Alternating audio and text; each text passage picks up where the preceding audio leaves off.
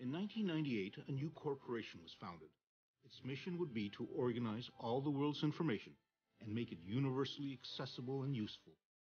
It estimates it will take 300 years before it reaches that goal.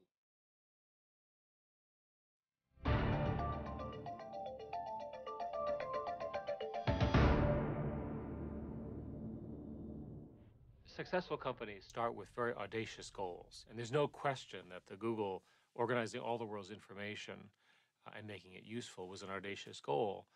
And we started with the web, but we see our mission as much more than just the web. We see it as really all of the way we communicate, the way we think, because there's so much of it. Google may have started out as a simple search engine, but today with applications like Android, Chrome, Wave, Picasa, Google Apps, YouTube, and Google Ocean, and now even its own smartphone, it's become an internet powerhouse. This technological tsunami pours forth almost daily from its development teams located around the world. In the process, Google has become a global vacuum cleaner of digital data. It handles an estimated 20 petabytes of data every day. That's the equivalent of 130 billion photographs or 5 billion songs on an iPod. It also deals with more than 1 billion searches per day, and those searches leave a digital footprint of every person visiting the site. Well, one of the interesting things about Google searches is that it really is a database of intentions. It is an incredible collection of what you are thinking any given moment based upon what you're searching for, based upon what you're writing in emails. And any institution who has access to that can have power over you or potentially adversely affect you. Do you know what this might be? Does anyone know what that is? Google founders Sergey Brin and Larry Page. People logging on to Google around the world. Wow, okay. I didn't really realize what it was when I first saw it, but this is what helped me see it. This is what we run at the office that actually runs real time, and every one of those rising dots represents probably about 20, 30 searches. Their ultimate goal is to make Google into an all-knowing entity. So this session is supposed to be about the future. So I thought I'd talk at least briefly about it. And to do the perfect job doing search, you really have to be smart. In fact, the ultimate search engine would be artificial intelligence. And so that's something we work on. It is somewhat ironic that they use an image of the rogue computer HAL from the movie 2001: A Space Odyssey when they are promoting such a benevolent message. Partly, we want to make the world a better place. If I ruled the world, every day would be the first day of spring. In just over 10 years, Google has become one of Silicon Valley's biggest and most unconventional players. In that time, it's cultivated an image of a large but benign presence. That public perception is changing. When Google began to scan and digitize millions of books, authors and publishers responded not with hurrahs, but lawsuits alleging copyright infringement. Not long after Google News was launched, Google became the target of condemnation by the print media, which accused it of destroying their ad business and being responsible for plummeting circulation revenues. But with Google's YouTube site, the music and television industries see a threatening competitor undermining their traditional methods of making money. And when Google started photographing streets, it outraged privacy advocates. Wherever or whatever Google expands into, it always seems to be accompanied by disruption and upheaval.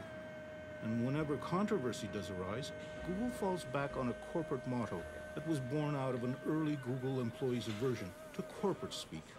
Having come from Intel, kind of had the I don't want to work at a big company idea in the back of my head. And so I was interested in something that would be a little bit more provocative and a little bit more interesting and maybe make people a little bit uncomfortable.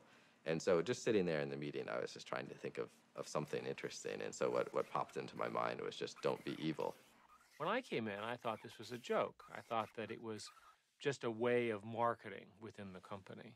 And then one day I was sitting in the room, and I'll never forget, we're having a discussion about advertising, and one of the engineers named Ron pounds his fist on the table and says, "That's evil."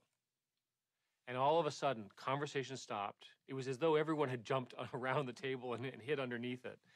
And all of a sudden, it focused the conversation on whether this particular change was positive or negative for customers. We ultimately did not make the change for that reason. It's not a bad motto, but it's misplaced because it gets increasingly difficult to say that one is not evil when thinking about the scope of different activities that service providers are involved in. It's no longer just search. The search engine Google was born in that hotbed of technological innovation, the Computer Science Department at Stanford University. Larry Page and Sergey Brin met as grad students in 1995. They had much in common. Their fathers were both college profs, and their mothers were scientists. Both were born in 1973. Both grew up with and loved anything to do with computers. Our PhD program is very selective, but it's not like when they showed up the first day, I said, oh, this is the smartest person I've seen in my life. Hector Garcia Molina was one of Sergey Brin's advisors, working with him on some data mining problems. The one thing that stood out about Sergey was his age. When I got him here as a PhD student, he was 19 years old. So that was the main thing that stuck in your mind was when you saw him as this just very young kid who knew a lot and was very smart. Sergey Brin, born in Russia, was the math prodigy who loved swimming and gymnastics. Larry Page was the inventor, looking to change the world. At some point, I don't know exactly when, they connected and started working together on the search engine. They created their earliest search engine from off-the-shelf computer components, some of which they begged and borrowed from the university, and after they maxed out their personal credit cards, they came up with some ingenious solutions to their limited finances. And then Larry discovered that he could get a better deal by buying the individual disks without the cases, and they built their own machine, and they got more storage for the same amount of money. With a structure made of toy building blocks and their secret algorithm sauce, which they called Backrub, they cobbled together a revolutionary new search engine. One could immediately see that the ordering of the pages was substantially better than what AltaVista was providing. In the mid-1990s, AltaVista, like the majority of other search engines, looked only at text, ranking the results based on the number of times a keyword appeared. Larry and Sergey's search engine was far more sophisticated, with a mathematical algorithm that looked at the number of links to and from internet sites. The more links, the higher the rank.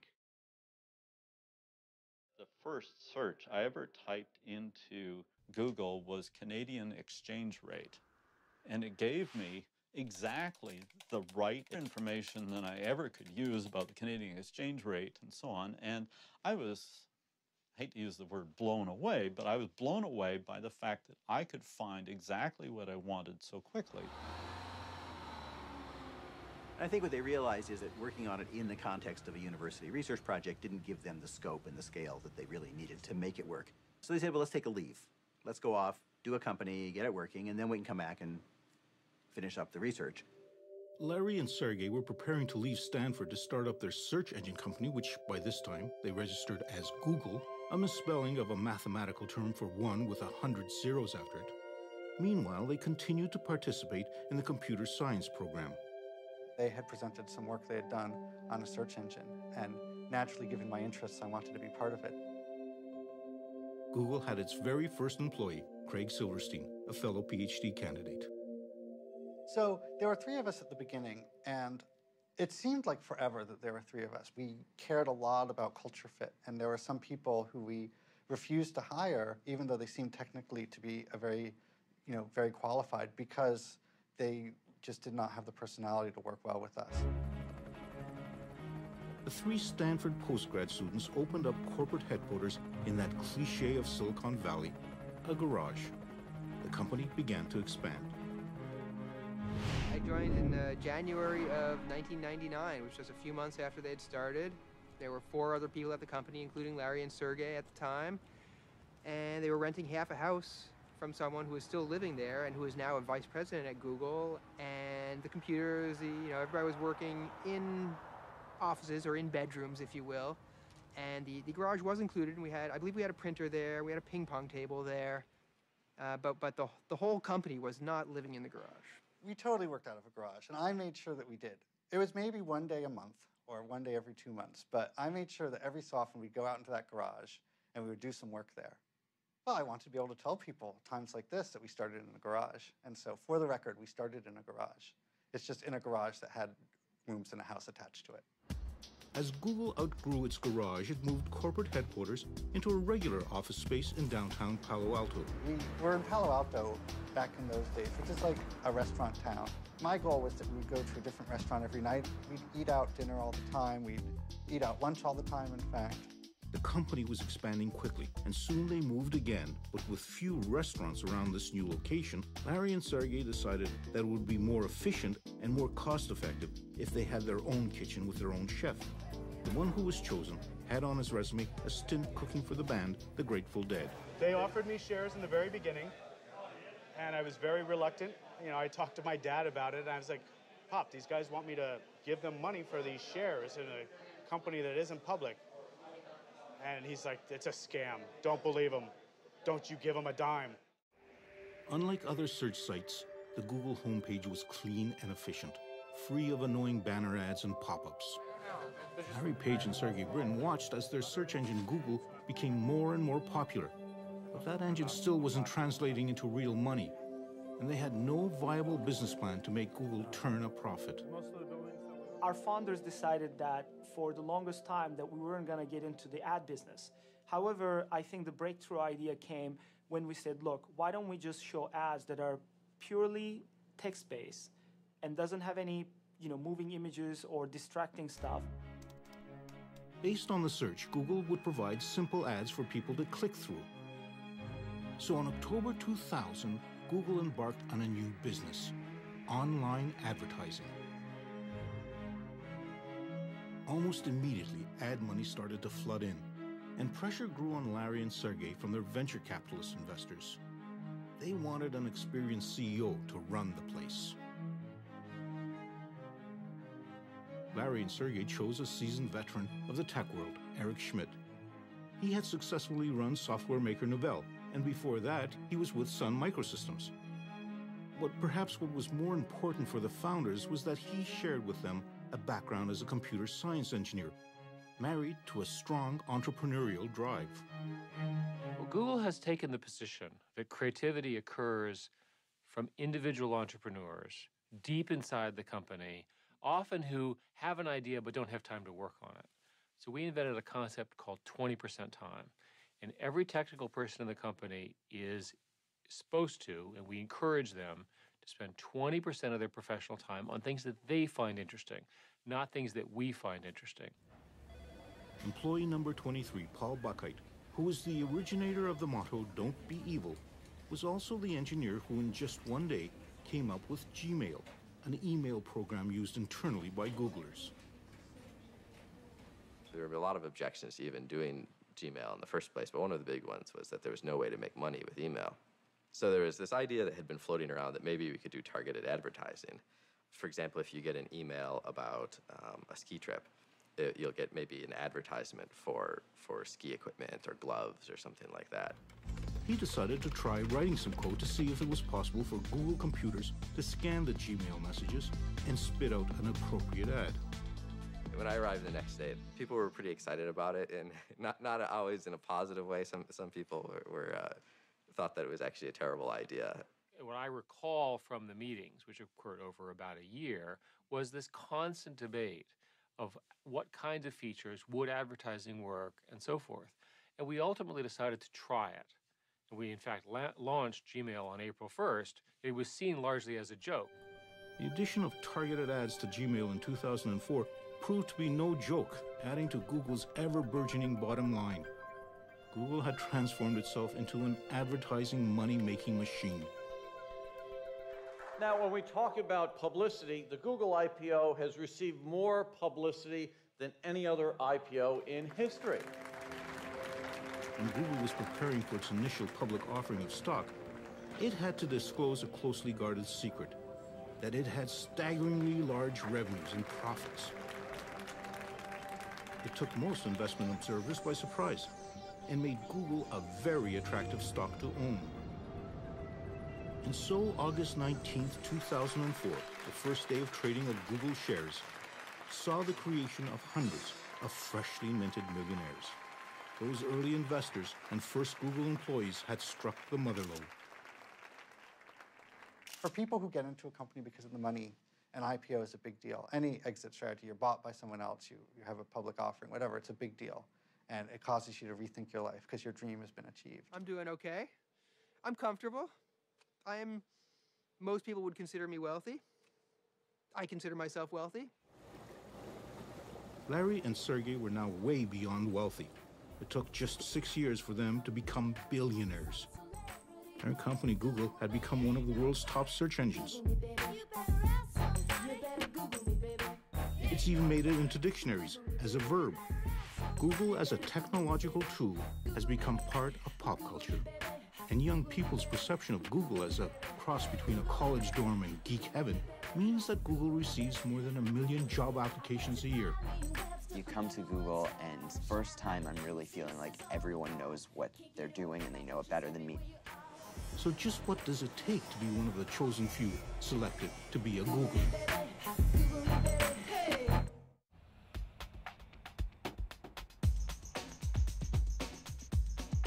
The Googleplex, as it is known by the Googlers who inhabit it, are made to feel that they are the best and brightest. Deserving of the complimentary meals, the subsidized masseuse service, the free laundry, as well as the barbershop on wheels. I feel one of the greatest thing about Larry and Sergey, they were really, really smart people and they were brilliant, but I think one of the best things that they've done is they also made sure that they surrounded themselves with the best and most brilliant people that they could find.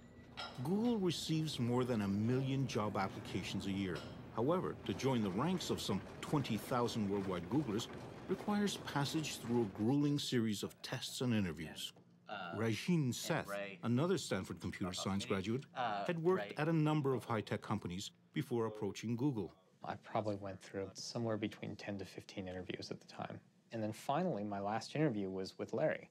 And so, literally I just came in one day and actually got to sit down in Larry Page's office and interview with him. And he asked me a bunch of tough questions, and I didn't quite know how I did, but apparently he liked me enough to the point where they decided to give me an offer.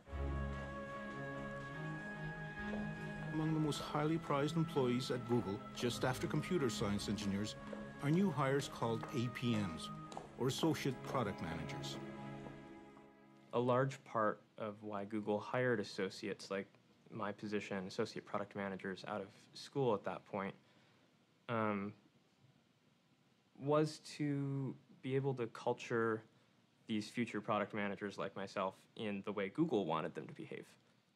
Mostly young, recent graduates with incredibly high test scores, they are given enormous amounts of responsibility and authority early in their career. And we're not prioritizing that very hard right now because we don't think it's going to be able to replace the personal start page from day one. Among the most recent crop of APMs is a Canadian, Jeff Harris. The job that I'm actually doing, which is an associate product manager, is kind of designed for people that have a technical background but aren't necessarily interested in coding day to day. So what my job ends up being is communicating with the engineers who do code all the time and kind of just making sure that all the engineers are working together towards the same goal. So I'm just turned 22. I think the biggest surprise at working at Google is probably how open it is about everything that we're doing. So I can just look it up on our internal site and see details on every single project that's out there, which is great from an organizational perspective.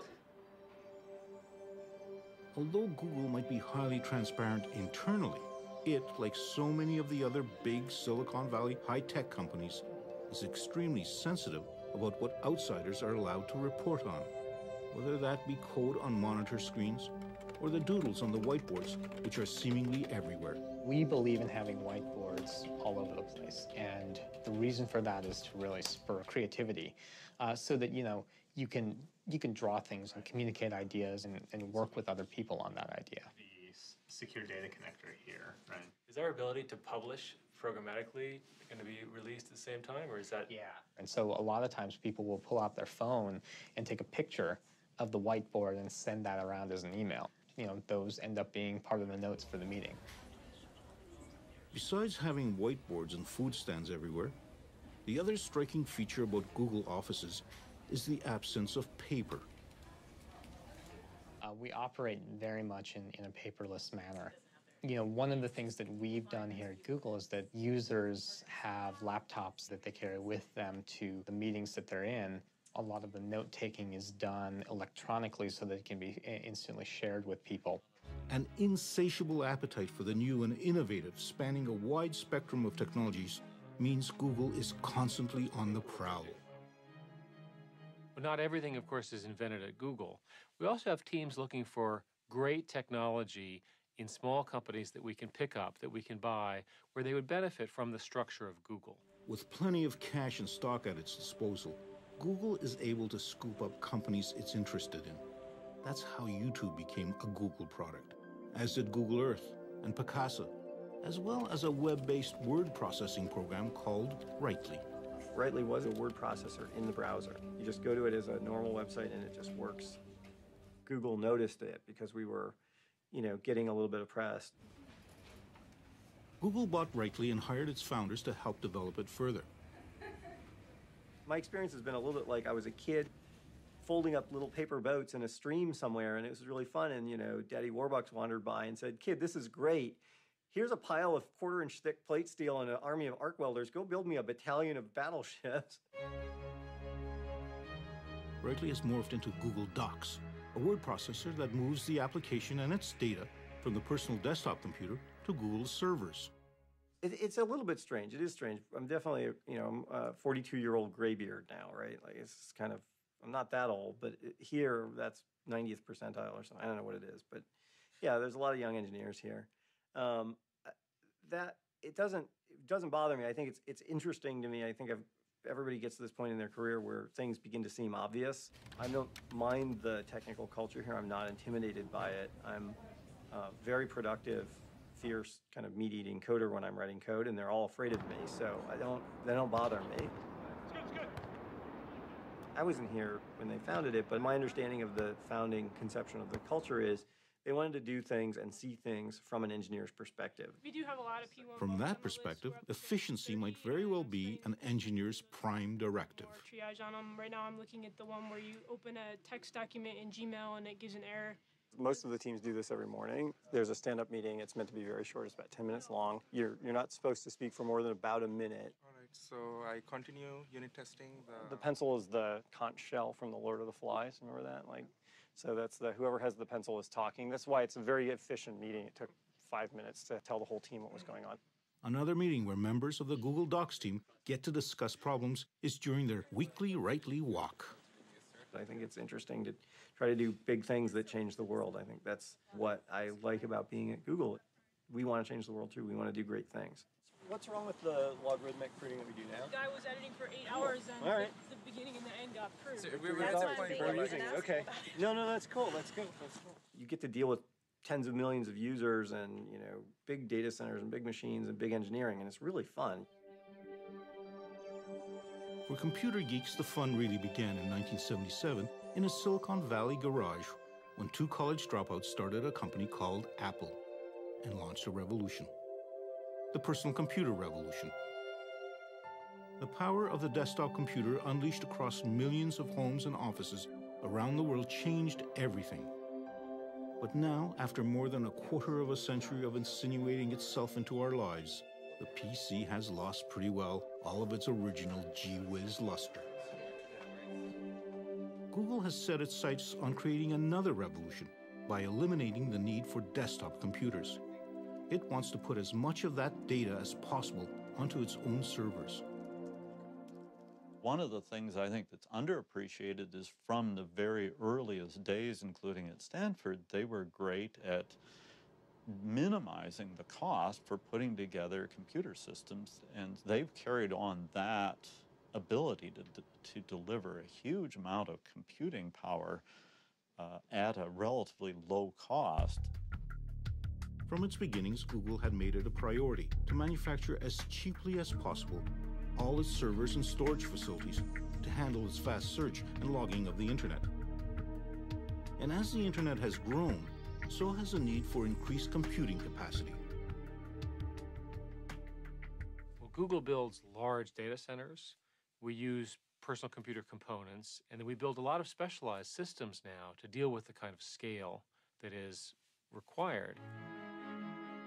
Scale is at the heart of Google. Not only does Google have access to almost limitless computer power, but perhaps of greater value, it has accumulated a massive collection of data. Data that can be used for testing at a scale unseen by most new computer engineers. My office mate and I were just banting around some ideas, and we're talking about something that later turned into something close to Google Bookmarks. And, you know, we did a little bit of math and said, that'll be about, I don't know, 4 petabytes of data.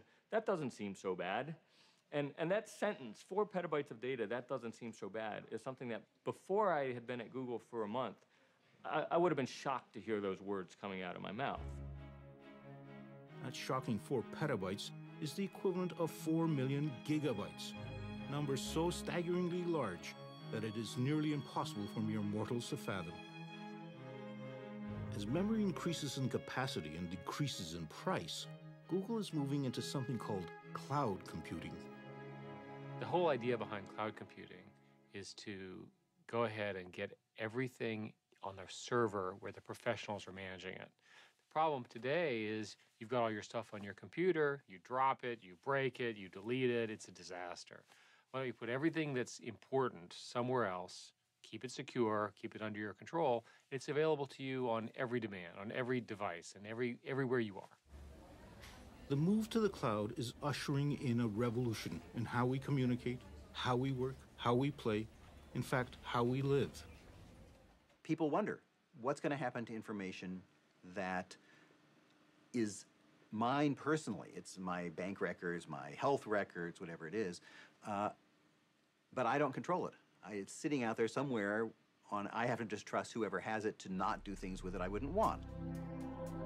Is this move into the clouds opening a back door for governments and corporations to secretly access data about us?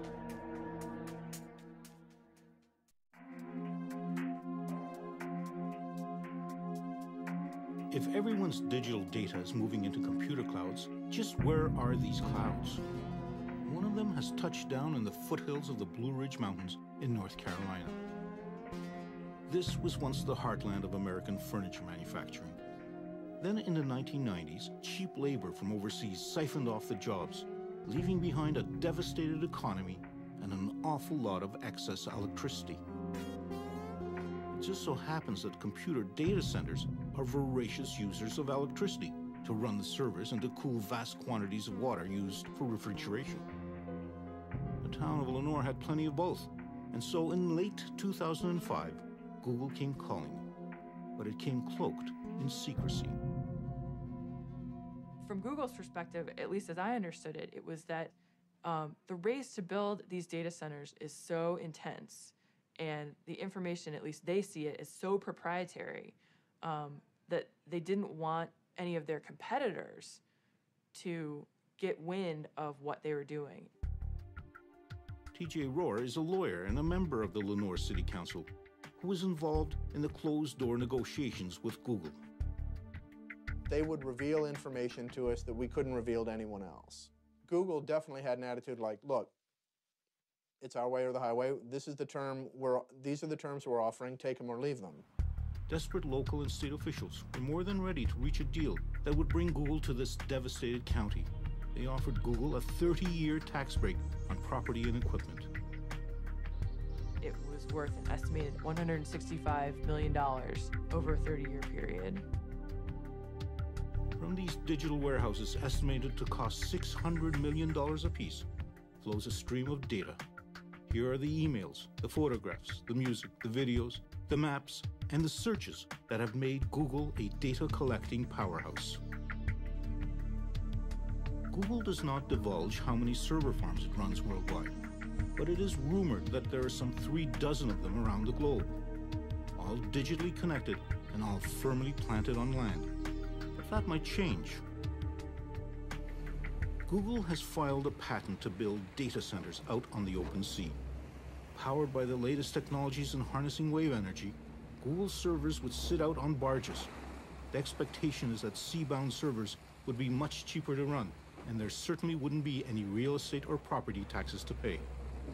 A working model has yet to be built, but Google is a corporation that likes to move quickly when cutting-edge technology is involved. However, Google took its time when it came to opening up an office in China. The growth in internet usage in China is staggering. By 2009, its internet users surpassed the entire population of the United States.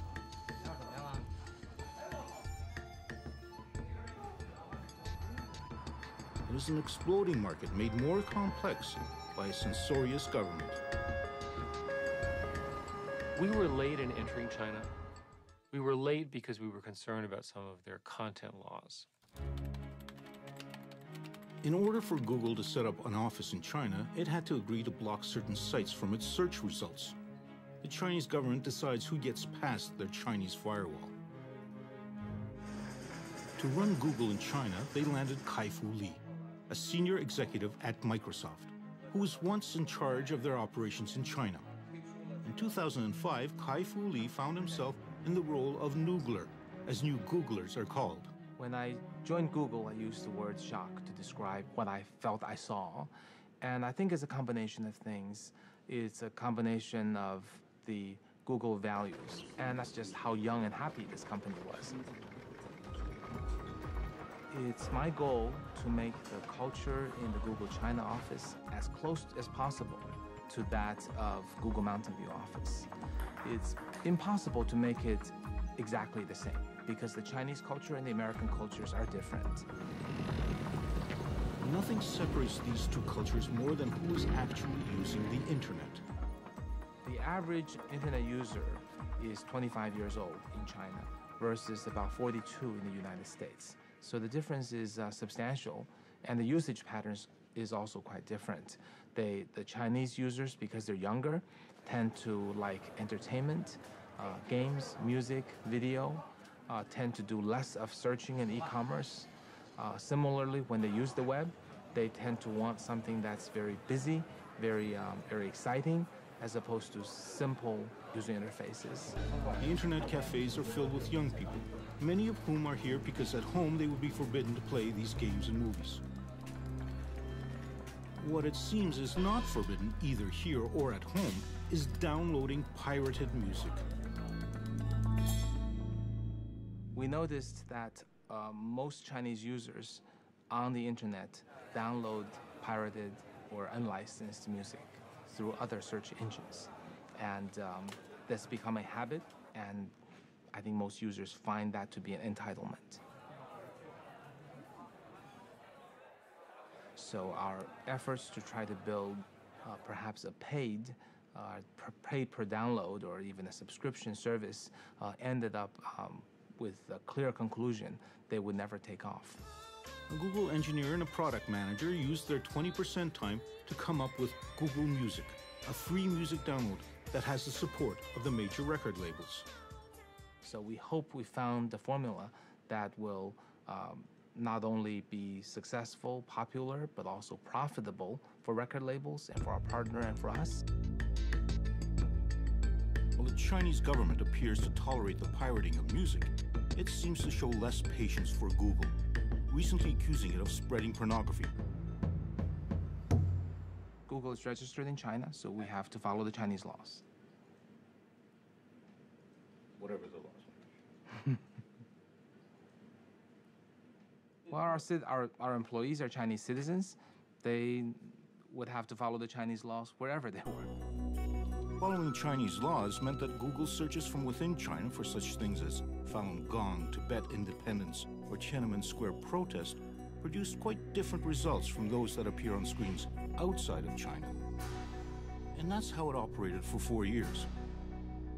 When in January 2010, Google announced that it would stop censoring its search results due to a major cyber attack originating in China, targeting Google's intellectual property and the Gmail accounts of Chinese human rights activists. While China insists that its laws must be obeyed, Google warned that if discussions with the Chinese government to operate an unfiltered search engine prove unsuccessful, it could shut down operations in China. However, there were no discussions with the government of the United States when shortly after September 11, 2001, it passed legislation that gave itself broad surveillance authority, allowing itself unprecedented access to people's digital footprint. And these powers are quite broad now. They range from getting access to credit reports on individuals, to gaining access to their communications data, to more broadly being able to send a letter to any data holder and say, please reveal all the information you have about this person and don't tell them, and don't tell anyone. This is the idea of the National Security Letter. At the Electronic Privacy Information Center in Washington, D.C., Director Mark Rottenberg is concerned about the new digital information that's migrating to the clouds of computer server farms. I'm not saying that the government shouldn't get access to that information under appropriate circumstances. In fact, in some instances, it's vital to pursue wrongdoing and criminal investigations. But we need oversight, we need accountability, we need transparency. And the problem with cloud computing is it's going to make it much easier for government to engage in this type of surveillance secretly without people knowing that their personal information, their business records are being turned over. I've asked people at Google to simply report statistics on how many subpoenas and warrants they get every month. They don't have to say anything else. They don't have to say what the subpoenas and warrants were about. Just a number. How many do you receive? But they didn't like that suggestion and rejected it out of hand. As the Google juggernaut plows ahead, digitizing everything in its path, it accumulates new adherents. The city of Washington, D.C. has opted to wean itself off Microsoft Office and switch to a collection of Google applications. Google's offer of a cheaper, more secure, and more collaborative life in their cloud proved just too enticing to turn down. The trust issue is central to our whole brand. If Google were to violate someone's trust, the press, of course, would kill us, and all of a sudden people would withhold their information, they'd stop searching, our revenue would go down. It'd be a terrible thing, terrible for our company, terrible for them. So we take it very, very seriously. Some people don't trust this naive altruism that, we're really trying to make products that make users better. They see, some sort of agenda that we're trying to, control the world or whatever they see. But what can I say? We come out of a grad school background, and we don't think like that. But Google also has to worry about a band of young upstarts ready to change the world of search. Discarding Google's original model of a data-crunching search engine, they are approaching search from a different angle. They want to harness the power of what is known as the wisdom of friends. I think that this is the place that is going to define the next several years of what the internet and world is really about. So why is it that some of the leading proponents of social search are ex-Googlers, ready and willing to challenge their ex-employer?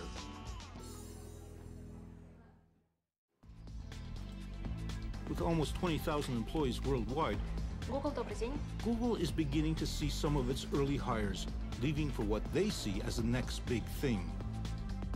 In a down-market district of San Francisco, an internet startup has an abundance of Google corporate DNA. Several of its founders are ex-Googlers. But their company, Aardvark, wants to go beyond Google and transform search itself. We like to call it social search. It's the notion of you're really searching for the right person in the moment. And it's not that you want to know their bio, it's that you really want to interact with them because they know something that will help you in your moment. Sometimes it's not really written down on a web page, but someone out there really does know the answer. And we all have social networks. Aardvark is basically a utility that lets you tap into that. Just down the highway, in a nondescript industrial mall in Silicon Valley, there is another social network startup with its own list of very impressive ex-Googlers, including Paul Buchheit, who so famously, or perhaps infamously, coined Google's motto, "Don't be evil."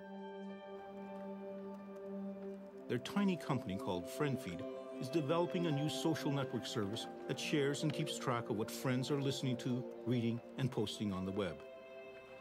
None of us really knows what's going to happen next. But in many ways, I find that that's actually part of the fun of a startup. At a big company, I can pretty easily predict what's going to happen next year. At a startup, you have no idea what's going to happen next. Next year could be a huge success or it could be a huge failure. Google had been eyeing FriendFeed for possible acquisition. But before FriendFeed could even reach its second year in business, it was gobbled up by social network phenomenon Facebook for a reported $50 million. Facebook, founded by a Harvard dropout in 2004, has undergone an explosive growth and represents a real challenge to Google, at the same time attracting a surprising number of ex-Googlers. I think leaving Google is, and choosing to come to Facebook just demonstrates how compelled and convinced I am about the importance of Facebook's mission.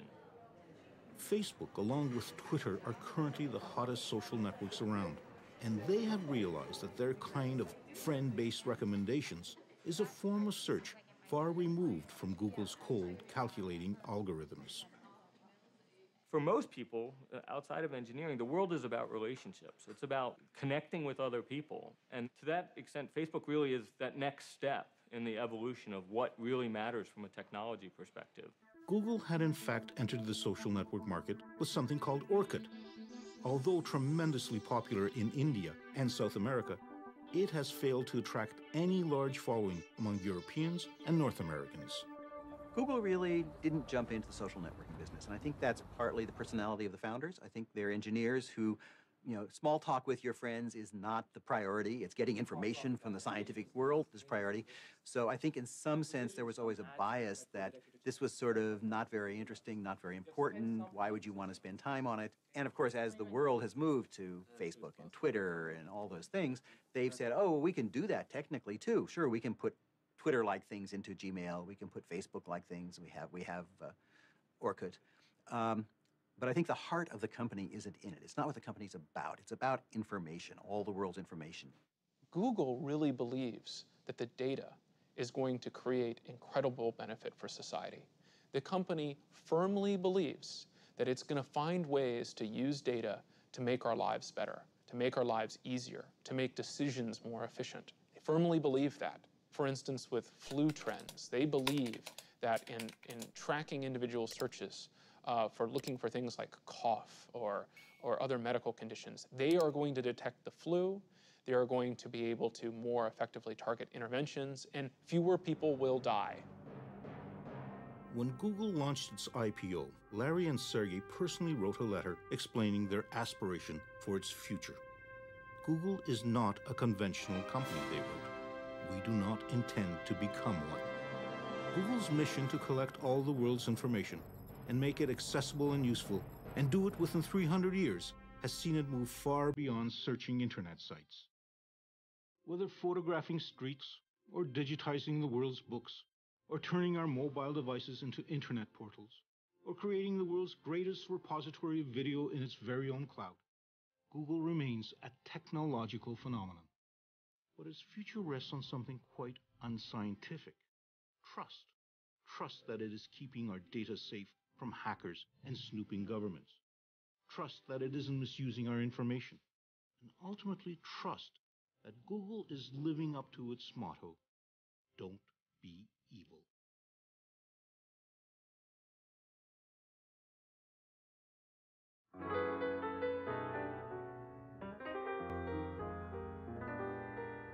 If I ruled the world, there'd be happiness that